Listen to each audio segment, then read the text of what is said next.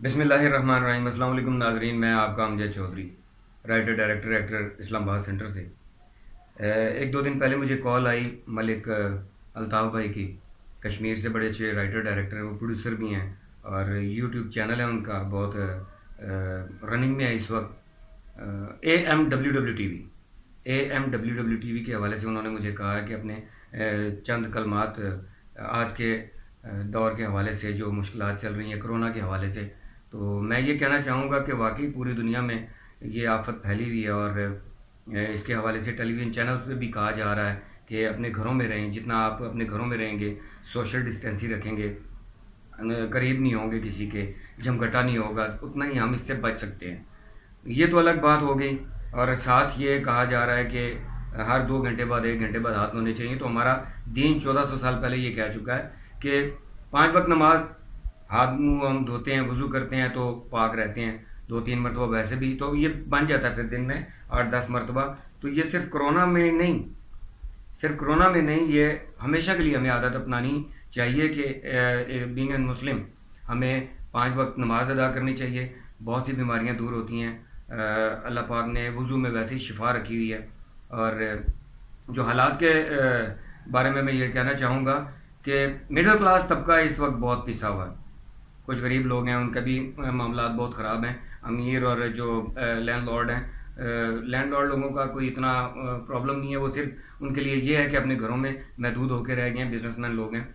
Middle class तबका बहुत ज़्यादा दबा है और पिस के रह गया है, जिसकी तरफ हुकूमत पाकिस्तान का भी कोई इतना तवज्जो नहीं है, किसी का ध्यान नहीं जा रहा।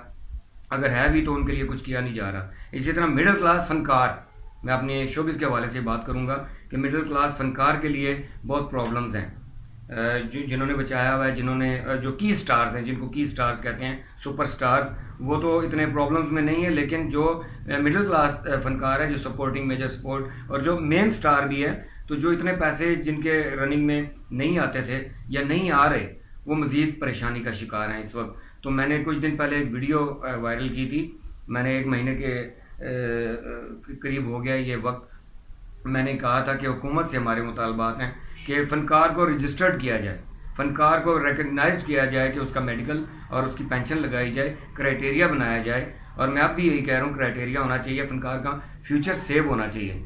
Save the actor, save the actor. जो आज तक जब से मैंने होश संभाला है, फ़नकार को कोई सहूलत मैसर नहीं की गई, कोई सहूलत ऐसी नहीं दी गई कि उसका फ्यूचर सेव हो सके। बड़े बड़े स्टार्स आखिरी टाइम में आके, लोग समझ रहे होते हैं कि बहुत ज़्यादा पैसे होते हैं, लेकिन हम अगर जितना पैसा कमाते हैं उतना ही हमें खर्च करना पड़ता है। रख रखाव, मैं पहले भी कह चुका हूँ कि रख रखाव हमारा ऐसा होता है कि जो पैसे आते हैं वो चले जाते हैं। एक बात और करना चाहूँगा हुकूमत के सामने अपील करने के बाद, कि हमें अपने काम को साफ करना होगा।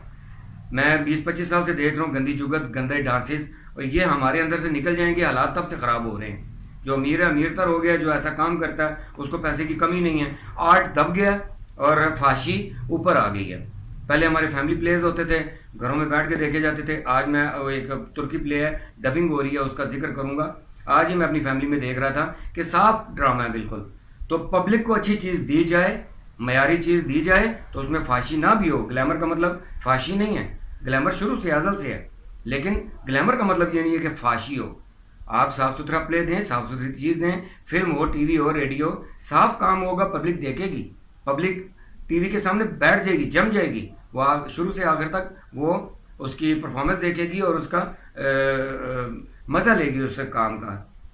इसलिए मैं ये चाह रहा हूँ कि हम अपने काम को पहले की तरह पाक कर लें, साफ कर लें, फैमिली प्लेस दें जिसमें इस्लाह हो। और हुकूमत पाकिस्तान से मैं अपील करना चाहूँगा कि फ़नकार का मुस्तकबिल सेव करें, इसको रिकगनाइज करें। इस वक्त फ़नकार के हालात बहुत ख़राब हैं। फ़नकार सड़कों पे, गलियों में भीख नहीं मांग सकता और ना ही मांगेगा। मेरे कुछ फ़नकारों ने पब्लिक से चंदा मांगने की कोशिश की, मैंने रोका, वो रुक गए, वो अपने तौर पे काम करना शुरू कर दिया। लाहौर से कुछ लोगों ने, कराची से, मेरी आवाज़ के साथ जुड़े नहीं, लेकिन मेरी आवाज़ सुन के अपने अपने तय उन्होंने काम किया। अगर इकट्ठे हो जाते वक्त की सूरत में, हम कि गवर्नमेंट के पास जाते, कैबिनेट जाते, तो हम अपनी बात मनवा सकते थे। अब भी मनवाऊंगा इंशाअल्लाह ताला। मेरा ईमान है और मुझे यकीन है कि मैं अपनी बात मनवाऊंगा। मेरे पिंडी इस्लामाबाद के लोग मेरे साथ हैं, लाहौर से भी कुछ साथी मेरे साथ हैं। हम अपना ये मुद्दा उनके सामने बयान करेंगे, अपनी बात मनवाएंगे और फनकार को रजिस्टर्ड करना चाहिए। उसका मेडिकल, उसकी पेंशन, उसके प्लॉट्स, जिस तरह ये मीडिया टाउन और गवर्नमेंट की तरफ से हर साल कोई हज पे जाता है, उम्रा पे जाता है, ये सारी सहूलियात फनकार को मिलनी चाहिए, क्योंकि फनकार के नाम से हुकूमत को लाखों करोड़ों का टैक्स जाता है थिएटर, टीवी, रेडियो की तरफ से। और इसके साथ मैं इजाज़त चाहूँगा, मैं फिर दोबारा हाजिर होऊंगा इसी प्लेटफॉर्म से। इस वक्त मैं शुक्रिया अदा करूँगा AMWW TV का कि मुझे अपने प्लेटफॉर्म से बोलने का मौका दिया, और मुझे खुशी है और मेरी दुआ भी है कि AMWW TV दिन दुगनी रात चौगनी तरक्की करे और अच्छी प्रोडक्शंस दे। बहुत बहुत शुक्रिया। अल्लाह निगहबान।